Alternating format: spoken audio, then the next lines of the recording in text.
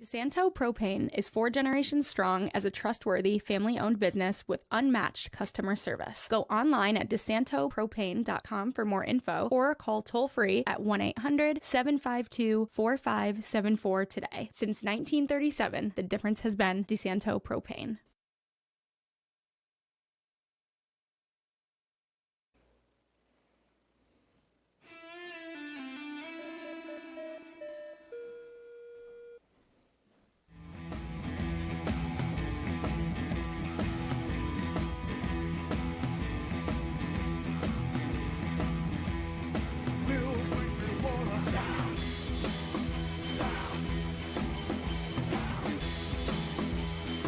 Hello, everybody, and welcome into Bills Weekly here on FingerLakes1.com. I am Paul Russo, happy to have everybody back in for another season of the podcast.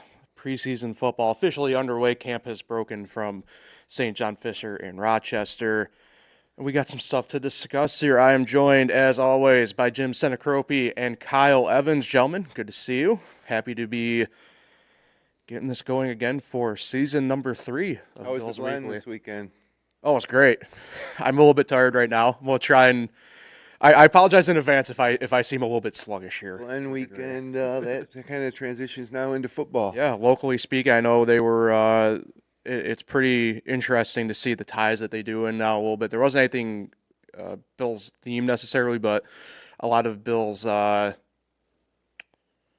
What's the word I'm looking for? No, but they were fans, but they were definitely hyping up Bills Mafia and stuff like that at the track, and so that was pretty cool to see. And Kyle, great job on those articles, by the way, this week. I know you undersold yourself a little bit talking to you beforehand, but you did a really good job with them. Yeah, definitely not used to doing racing coverage, but of course, filled in for you, and I actually learned quite a bit just in the few days.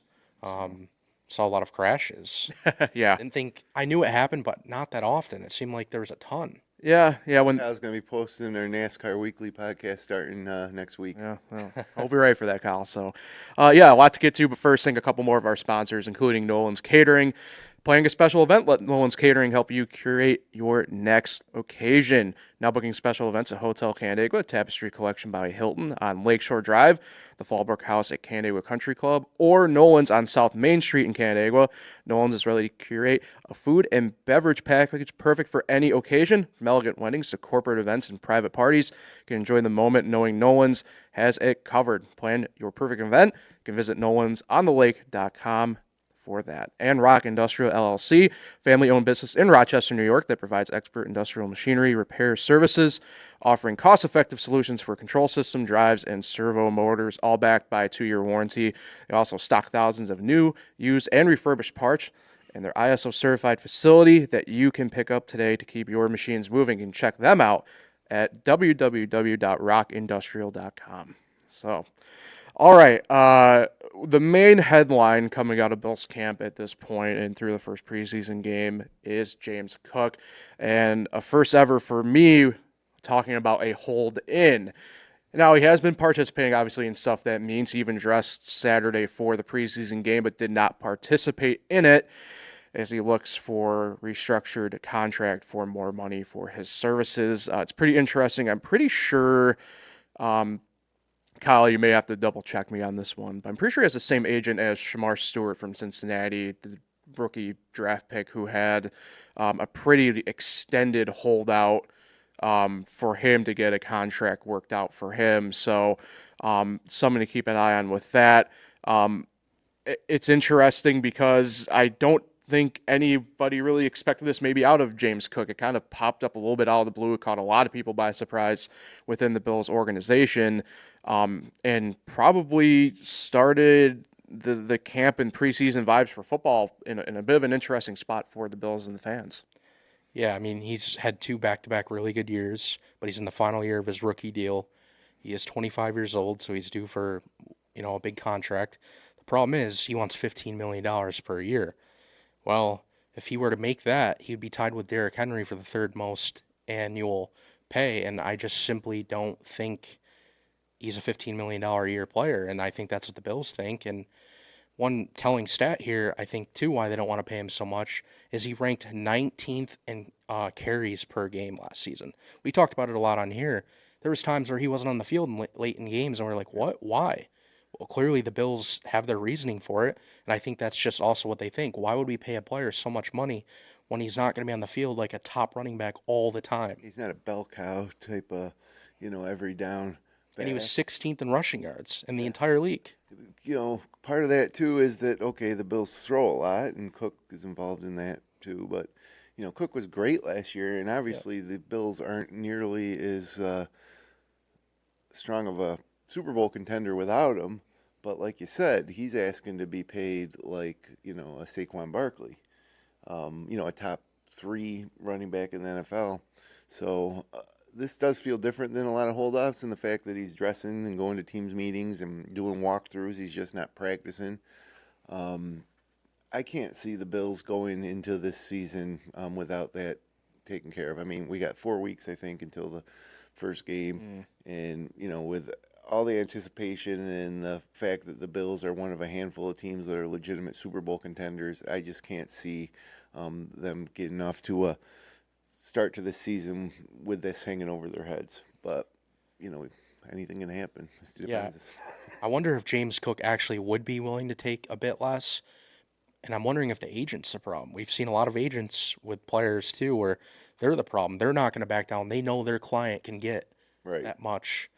So I'm wondering, is it the agent? Are the Bills eventually just going to give in because they don't want an unsatisfied player, even though it is his final year and they could just let him walk? Like, how is this going to play out? It's going to be very interesting. Yeah, and you don't want to necessarily okay, so from James Cook's perspective, he's 25 years old.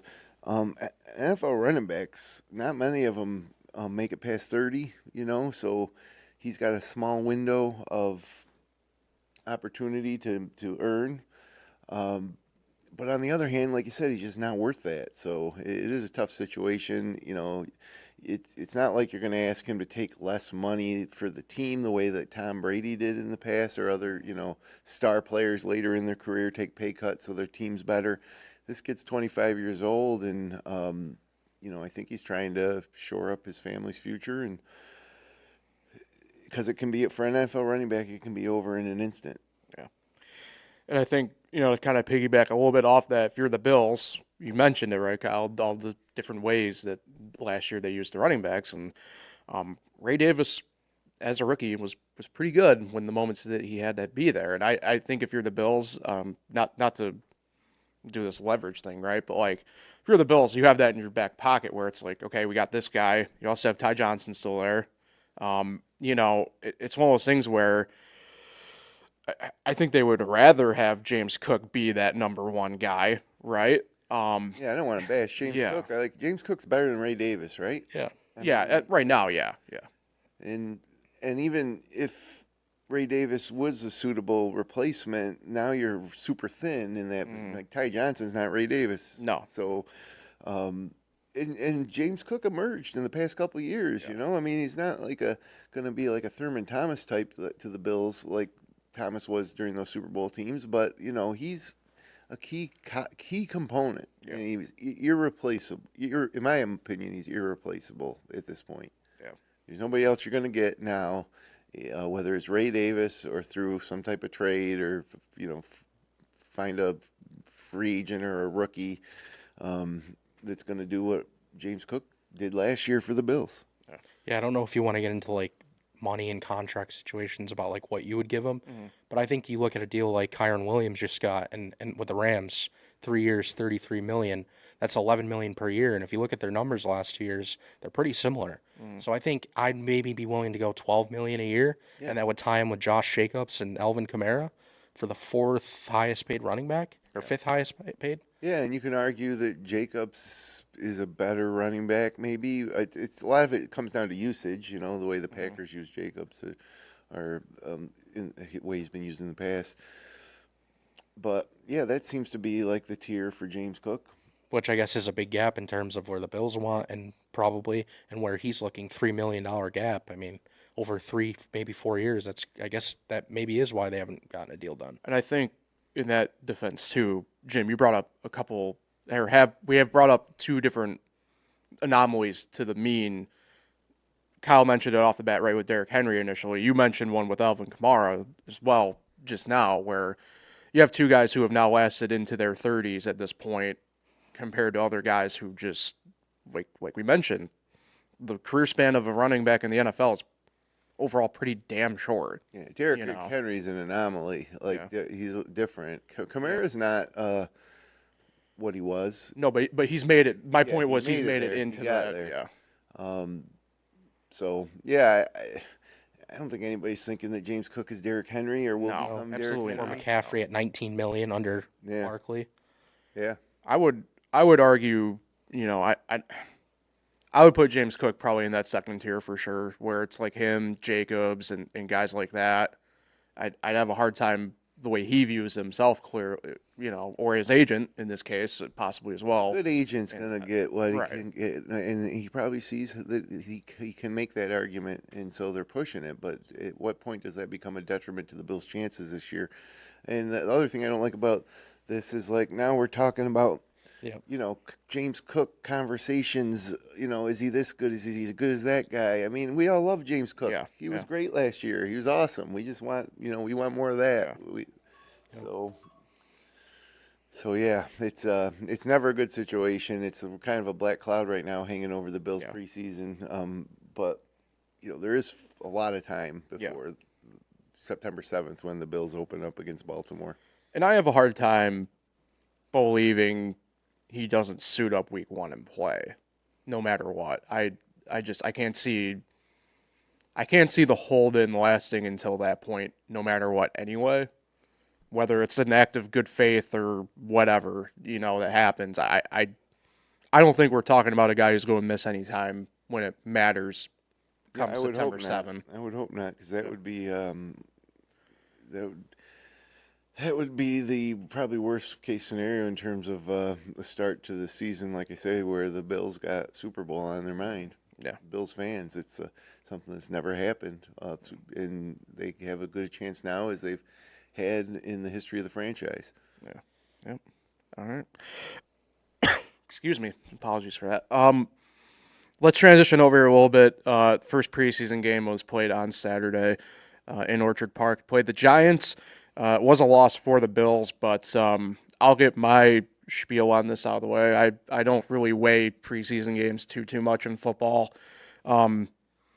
especially the first ones where for the most part, hey, not a knock on the guys who have to go out there and show their worth for a roster spot or anything like that, right? But there's usually, for most teams, right, there's nothing really of consequence going on in the first preseason games, right? You're like, yeah, maybe a veteran goes out and plays a drive or something like that. I know Tua did for the Dolphins, but like it's the smallest things where I don't put a lot of stock into these preseason games for the most part. That being said, I did see some photos and videos from New Era. It looked, or Highmark, apologies. And it looked like a pretty good crowd. It looked like a pretty lively crowd for a preseason game. Probably helps that it was a really beautiful weekend that we've been having around here. So I think for what it's worth for me, the way I view it, was probably just a great vibes weekend for a lot of people, and that was pretty much it from the first preseason game. Yeah, definitely a dud. Not something I would pay and go to. I think it's so boring. But there's some storylines that we had to watch in that game, and one of them being the backup QB situation. I don't know if you want to get into that. Mitchell Trubisky and Mike White going head-to-head for the backup role. My opinion, both QBs aren't good. It's not someone I would want stepping in place of Josh Allen, but there's a competition. Yeah. I mean, if Allen's out, it's over, right? Either way. I mean, for an extended period of time, you'd like to see that maybe, okay, if Allen doesn't miss time unless, he'd have to break his leg, right? Yeah. Even then, they might tape it up and send him out there. His rookie year was the last time he missed a game. So, you're talking about, okay, if Allen maybe has to go to concussion protocol or something like that and miss a game, 1 or 2 games, can Trubisky, who can come in and win those games or, keep the boat afloat until Allen gets back? And I thought, Trubisky's probably the guy, the experience, and you could tell he didn't have rapport with a lot of the receivers. He missed a lot of open guys. Yeah. But To me, it would be Trubisky. I mean, it's hard not to probably just have him be the odds-on favorite anyway, right? I mean, this is what, year 3 now? Well, he left for Pittsburgh for a little bit and then Right, came back. So, yeah. yeah, he knows the system. I think he'll win it too, but it is a competition. And he has started games. Did he start in Chicago for a while too? I think he Mitch? started. Yeah. Yeah. Yeah. Yeah, and then he started for the Bills and I think multiple Week 18 meaningless games. So Yeah. I mean, he played didn't he start week 18 last year, right? I think so. Yeah, New England. Yeah. Yeah, so he probably will win the job. It's just Sean's calling it a competition. Oh, which he probably technically has to. I don't know. We're going to see probably Buffalo technically carry 3 quarterbacks anyway. Whether or not the third guy is active week in and week out is probably a to be determined type thing. But Ray Davis can be the emergency quarterback too. yeah. He can be the emergency kicker and Why not? emergency quarterback. Why not Frank Gore Jr. too? So, yeah, it's just one of those things. Kind of looking through this list. It's like I mentioned, right? It's a little bit of guys who are fighting for roster spots and stuff like that, and again, not a knock on these guys. They obviously have to go out there and do it. It's just one of those things where I think the fans and for people like us to discuss, it's just not a ton of stuff to really grab at. New defensive line, young defensive line additions look pretty good for what that's worth. Yeah, I think the wide receiver room is definitely interesting. Again, it seems like we talk about it all the time. But, they added Elijah Moore and Josh Palmer. And I think Josh Palmer is actually going to be a really good signing. I think both of them are. It's just it's crowded now. Like, Yeah. what's Keon Coleman was non-existent in the preseason game. Yeah, You would like to see I'm maybe. concerned about him. Yeah, but Although I guess it's only going into year 2. Give him time. But well, he was. Last year was not a breakout year, right? And how about Curtis Samuel? Again, that contract made no sense. He hasn't even been on the field because he's hurt again. I don't see where he like between Coleman, Shakir, Elijah Moore, and Josh Palmer. Where's the room for Curtis Samuel? Well, I think that kind of falls to a guy like, and I mentioned guys fighting for roster spots. Laviska Shenault, right, was brought in. Game yesterday or and- Saturday. And, Who's the other young guy that had a good game yesterday? They like Tyrell Shavers. Yes, Shavers. Shavers was the leading guy receiving wise in the game. Yeah, they like him a lot. They used him in one of the games last year, and he had his first career touchdown. Yeah. So I don't know. I mean, Samuels could end up being one of those guys where he gets cut for the sake of the monetary purposes of What it. do you do as if you're well, drafting your fantasy football team and you're a Bills fan? You want to get a piece of the passing game.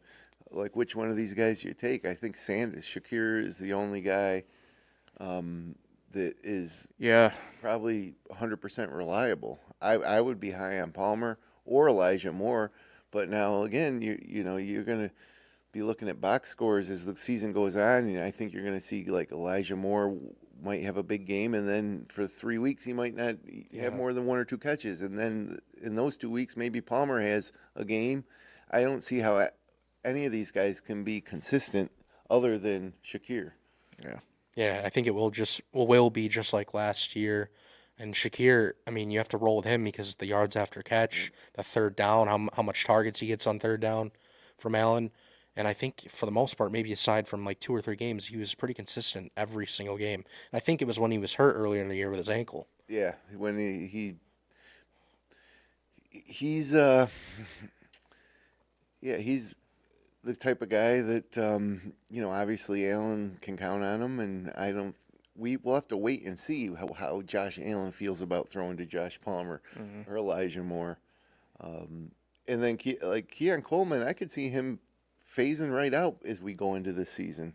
By mid-season, maybe Keon Coleman's not like even seeing the field anymore if these other guys step up. I don't know. It's really is it's kind of wide open, and anything could happen. Yeah, the guy I would watch, though, is Shavers. I'm wondering if he does make the team and something happens with Samuel where they put him on IR or they somehow just eat the money or release him, which it's going to suck and it's going to look bad, but I just don't know how you could keep him if he's never on the field. And when he's on the field, aside from that playoff game, he didn't do much. Let's say they do have to eat that. I mean, and it happens in the NFL, but you got James Cook here wanting a couple extra $1 million. Well, it's tied up with Curtis Samuel. Yep. Yeah. The positive there is in the NFL isn't compared to the other Big Four sports, the hit isn't as rough against the cap as it would be, Right. say if the Bills were playing in the NBA, for example. Defensively speaking, I know Jim, you kind of brought up the DNs or D line rather a little bit. Overall, did have a little bit of a ding up situation. Taron Johnson, Bills football death. without secondary. Yeah, I was about to injuries. say death, taxes, secondary injuries. Also, should mention he didn't play as far as I'm aware or anything like that. But Joey Bosa, obviously in Buffalo now for a season. Kyle, I know you mentioned it off air to me coming in about Von Miller, but obviously Bosa probably a nice little replacement to put it lightly in that regard for the Bills. So Joey Bosa actually did play in the first quarter. My bad. About to he said say. it was his first preseason game, I think, in 7 years. He's been injured a lot, And honestly, he looked good. He had some pressures. He almost had a sack. He was flying off the line. But the thing we have to talk about with him is health. And It seems like every year he has some kind of injury that costs him multiple weeks. Usually he goes on IR for the minimum 4 weeks. And he already actually had an injury back in April. Yeah. So you just hold your breath with him and hope that he can be on the field. But at the same time, if he can just give you more than Von Miller gave you, I guess it's a win, because Von Miller at times only played 30% of snaps.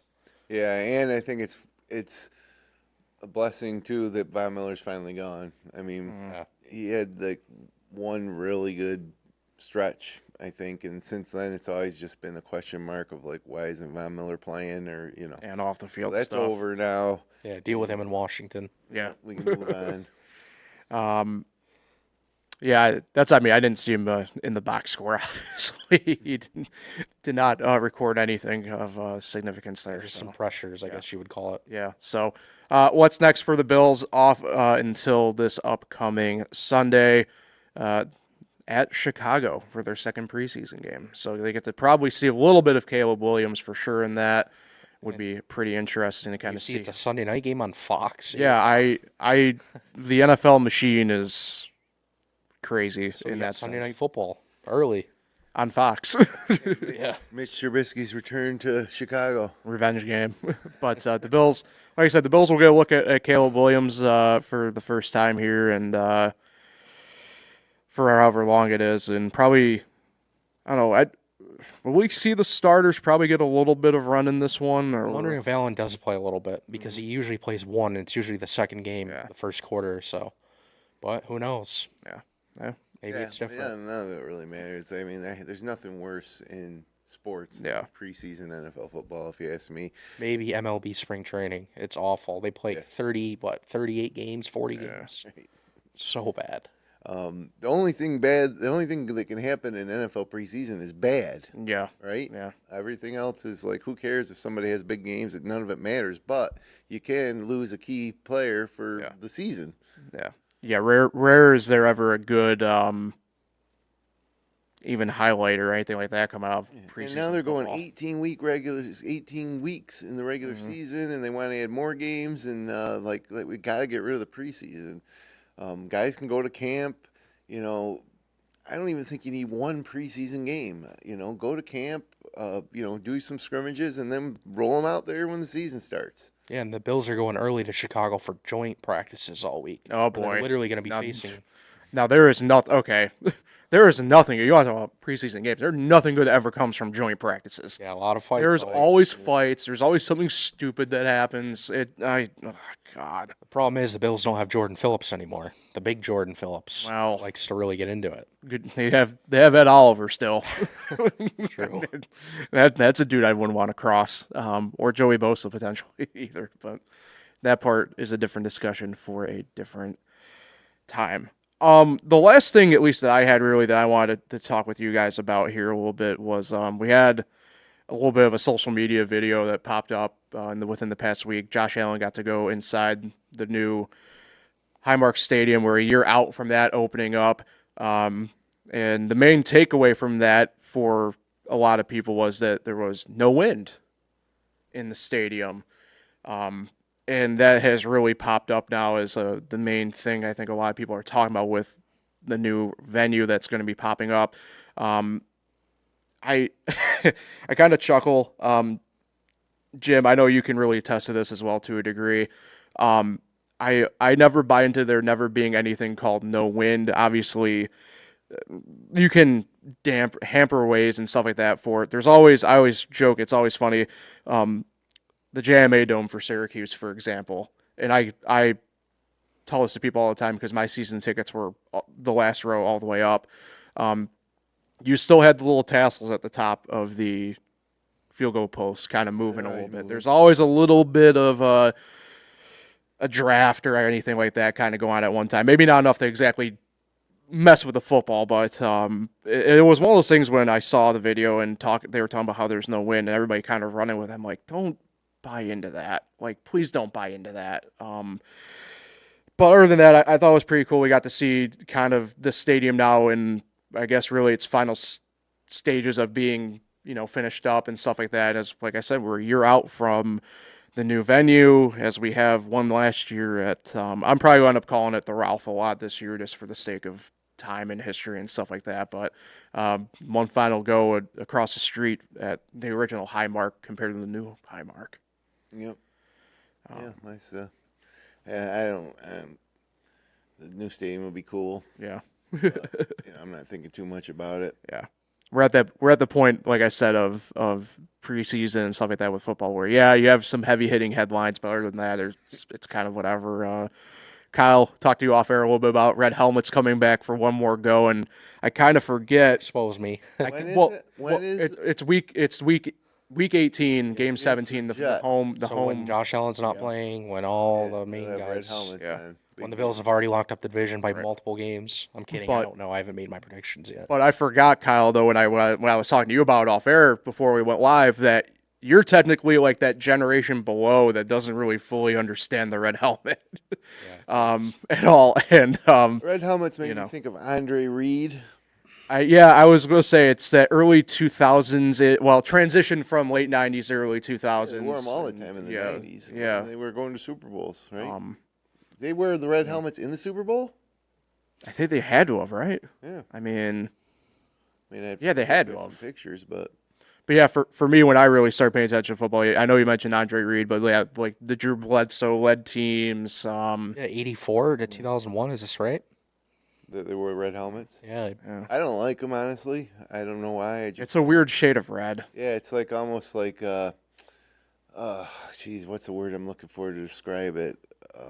It's almost like too it's not like like American red, white and blue. It's a weird red. It's like the way I describe it is like matte black, like the matte black paint. It's kind of like they tried doing that with red at some point, and it doesn't work. It's like a very the only way I can describe it almost is just dull. It's a dull red kind of. Yeah, I want to see them out there in their normal uniforms. I think they're classic uniforms, and I was gonna say, if you're gonna do anything for the final home game there, I would just do another standing buffalo game for the helmet, the white with the red standing buffalo. You know what I mean? Old O.J. Simpson helmets. I guess that's one way to put it. But I think if you're going to do one final thing for the final home game there, that's what I would have gone with. Come week 18, I don't think anybody's going to give a crap what Bills are wearing. They're going to be chomping at the bit, hopefully, for the playoffs to start. Right. And hopefully it's a game against the Jets that Josh Allen and the rest of the starters are sitting, and it doesn't matter. But a long way to go before that. And in contrast to week 18, week 1. Baltimore in Buffalo, Sunday Night Football on NBC. That's the game of the week 1, no doubt. It's going to be unbelievable anticipation. Lamar Jackson versus Josh Allen, and it's for a week 1 game. It's got more implications probably than any other game on the schedule in terms of AFC playoffs. Yeah. Let's take a quick look. We got a couple minutes here before we have to necessarily dip out, but let's do a quick look at kind of the. Let's go up to the bye week, the Bills bye week, week 17 this year. Week 7, right? Yes. Sorry, my bad. Week 7 is their bye week, so we'll go up to that. Sunday Night Football, they open with, like you mentioned, Jim, home against Baltimore, at the Jets for week 2, short turnaround, home against Miami for Thursday Night Football on week 3, then the quote-unquote extended bye or whatever you want to call it, going into week 4, home against New Orleans, Again, Sunday night football for week 5, home against New England, and then Monday night early football in week 6 at Atlanta. Wait, this go is into awesome. the bye I week. forgot that they play this many Yeah. night games right off the bat. Yeah, so it's an interesting Then opening after that, 6 games. only one more.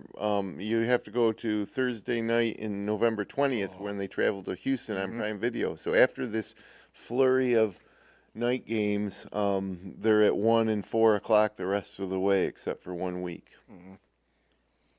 Although, well, the only true flex listed is week 18. But Yeah, 18 could be anything, but something tells me they're not going to flex the Jets-Bills week 18 game if things go according to plan in a primetime spot. right, and I have a hard time believing too. A couple of these games as an example, right? But like they're home against Philly week 17, in the America Game of the Week window on Fox 425 against the Eagles. I have a hard time thinking Fox would give up that game in that slot at that point. You know, if everything stayed on paper for those teams the way it's supposed to stay. You know, Even by that point, it might be a meaningless game. I mean, True. sometimes Yeah. if the Bills have the type of season we're hoping, they might. or if the Eagles have the type of season I'm hoping. Yeah. Well. So, but looking like you said, focusing on before the bye week. Worst case scenario, the Bills should be 4-2. Anything worse than that, I think, is a cause for alarm. They could, if they win the week 1 Baltimore at home, there's no reason they can't be undefeated going into the bye week. At Atlanta would be the toughest probably remaining game. Of course, at the Jets, I don't care how bad the Jets are, the Bills are always going to struggle when they go to New York City to face the Jets. But, Miami, New Orleans, New England at home, and then the Jets and the Falcons away. And keep in mind, who knows what the Falcons are going to be this year. They're starting a rookie quarterback in Penix. Or not rookie, it'll be his sophomore year, but new quarterback. It's not Kirk Cousins anymore. By the time the Bills roll into Atlanta, I wouldn't be surprised to see them under 500. Yeah. But I also wouldn't be surprised to see them, But it's also over. But it's also weirdly, like you said though, Jim, outside of really those first 2 weeks, it might be the toughest test to that point. Yeah. Only because it'd be interesting. I don't know how Miami's going to really shake. There's a lot of They never do good in Buffalo. But they're even then though. I'm looking at it from the perspective, even if it's in Miami, just as an example, that team's got a lot of stuff going on that I don't know what to make of them right now. If Tua's healthy, that's the thing. If Tua's healthy, they could be a playoff team. But what's the odds of him being healthy Right. this year? Yeah. He probably will be healthy week 3 though. Yeah. Well, it's But not. Bill's got his number. Weirdly though, for Miami, for me, it's not Tua this time around. It's the pieces around Tua that I'm kind of wondering about whether they still got gas in the tank or. I think with Tua they do. Without Tua, no. Like whether it's Achan or who knows what's going on with Tyreek Hill. That was what I was kind of getting at. Yeah. But the Bills should handle Miami at home. That's just like a given. And then the Saints. Arguably, potentially the worst team in the NFL Spencer this year. Rattler probably going to win that job at quarterback. No, well, I think he's still the favorite. we'll hang on for Saints Weekly with you, Kyle, for that one. But 4-2 would probably be. I'm with you, Jim. I think worst case scenario in that opening. Anything stretch. worse than that, Yeah. and we'll be a little panicked around here. Yeah, barring something crazy, but and even then, coming out of that bye week at Carolina and then home against Kansas City, so a lot to look forward to in the opening first half of the year. Home against Tampa Bay, all these matchups. The tough teams are at home through the first 11 weeks, and then they go. 4 of the next 5 games are on the road at Houston, at Pittsburgh, Cincinnati at home again, which is. Maybe Houston is tough, but Cincinnati could be a tough team, but they got them at home, AFC, rival. Yeah. And then at New England, at Cleveland. I mean, come on. Yeah. Bills should go undefeated. If they beat Baltimore week 1, I'm calling it right now. They're going to be undefeated when the Jets come to town in week 18. How about it? You heard it here first. Kyle. It'd be a great season if they did. Imagine if they did what the Patriots did years ago. Yeah. Yeah. Oh, so they lose in the Super Bowl then is what you're saying? Honestly, though, if they just got to the Super Bowl, I know fans would be very heartbroken, but wouldn't you at least be somewhat excited they finally got there. Yeah, it's got to be. You got like a lot of cases, you got to get there before you win it. Yeah. But they haven't gotten there. And really, let's face it, this team is Josh Allen. Josh Allen's the identity of this football team. He's so well liked, even by opponents. Is one of probably the nicest guys in the NFL, and he's so fun to watch. And you just got to feel like, this has got to be his time. If it's not, the clock starts ticking. All of a sudden, you look at Josh Allen and go, he's on the second side of his career, the second half, and he's never made it to a Super Bowl. Yeah. I think that if there's any kind of justice in this world, that Josh Allen, this year they get there. Whether they win or not, we'll see. But I was going to say, it feels like you're saying this is more or less a make or break type of. It's make or break, but how many years can you come back and say, oh, okay, now because at some point it's hard to maintain that level. Yeah, no, for sure. For any franchises, other than maybe Kansas City lately, you have windows, and then if the window passes, you wake up one morning and you're like, oh, geez, we're not even a playoff team anymore, let alone a Super Bowl contender. So it's interesting because it's funny you bring that portion of it up, because I did see. It was early last week, so forgive me for the memory kind of probably getting a little bit spaced out on this one. But I saw a tier thing of starting quarterbacks in the NFL with playoff wins, and Patrick Mahomes, right, very clearly alone at the top of this list. It's like 17 or something career playoff wins. And then Josh Allen's in second with like second or third with like 11. But he's the only one out of this like top like 5 group that does not have the Super Bowl crown next to his name on that list. So big difference. Yeah, I don't know. Look, I don't know about justice in the world and blah blah blah, but if you play the numbers the way I look at it from the analytic portion, stuff like that, it's you would think it would finally give. Something would have to give, So Year 8. What? Year 8 for Josh Allen. Yeah, which is crazy. Yeah. Like he's not a young guy anymore. No. Yep. So Just got that massive payday too coming off.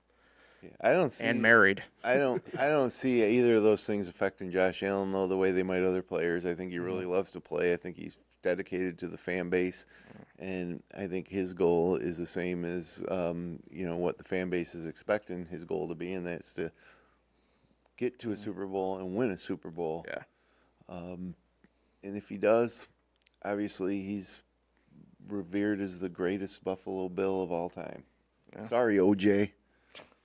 That's probably not the person you should be apologizing to in that sense, but I know what you're going for. I would make the case, people would probably say it's a hot take, but I'd make the case he probably is the greatest Buffalo Bill already of all time. But yeah, that's not fair to Jim Kelly. No, they got to Super Bowls. It's fair, yeah. But yeah, I don't know. It's like we see it in baseball over the past 10, 15 years where you got the Indians winning and the Red Sox winning, all these teams that never could win are winning. Well, what about the Bills? Yeah. What about the Bills? Why not us? It's pretty basic. So, for our schedule here on Bills Weekly, we should, barring anything crazy, we should be here now pretty much the rest of the way. Yeah, every Monday. As we get going here. Unless it's a Monday night game, then we'll be here on Tuesday morning instead of that. But, yeah, we'll be back at again next Monday at 10 a.m. Hopefully we get some good news on the James Cook front, and we can just kind of move on from that and keep it going. But if not, hopefully there's some sort of update there. But, yeah, guys, appreciate it. Looking forward to Season 3, Year 3 of Bills Weekly here. Ball season, here we go. Back and ready for it. So you can find Bills Weekly here on FingerLakes1.com, FingerLakes1.com YouTube channel, and major podcasting platforms, wherever you get your fine podcasts. Appreciate everybody for tuning in. We'll talk again next Monday. And as always, let's go Buffalo.